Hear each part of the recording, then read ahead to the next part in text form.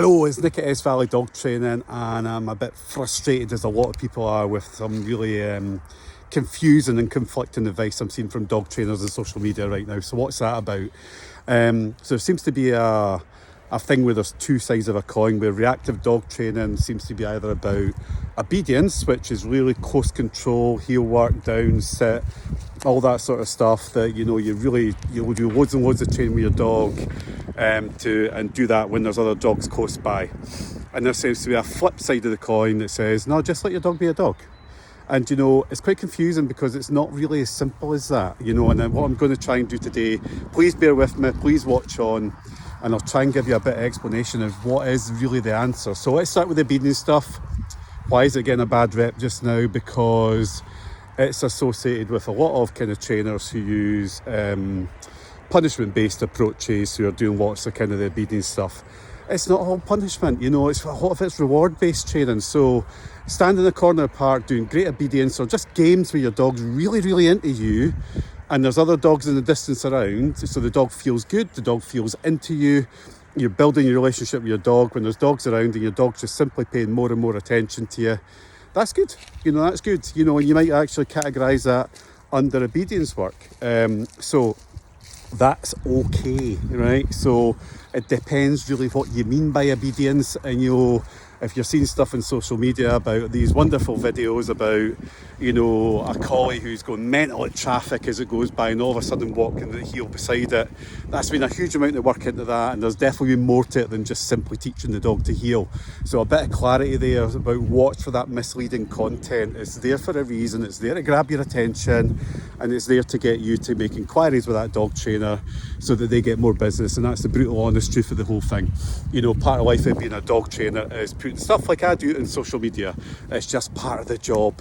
People want it, people want your help, and they really want to do the best with your dog, so there's nothing wrong with that. But just be careful about the kind of attention grabbers with that. So second part, it would be just let your dog be a dog. That's great, so your dog acting calmly. So there's Breeze, yeah, having a wee sniff around a tree. That's great. Why is that great? So I do a lot of this with Breeze. I do a lot of off-leash walks. I try and do it at least once a day. She gets a good run. She gets to just be a dog, and she gets to get that dog side of her out of the system.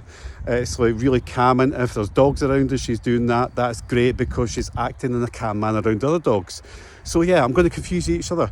Both are also true. So I guess what you really, really need from your dog, and you probably need your dog trainer to help you with, is to clear up the confusion for you and your dog, to kind of say, right, what do I need to do with my dog that's really going to make a difference with reactivity? I can definitely help with that. I am at the Gorebridge Beacon tomorrow. Now, I'm doing a dog training surgery, and all the spaces went in a flash. Over 50 people wanted spaces to come and see me tomorrow, and I just couldn't accommodate them all.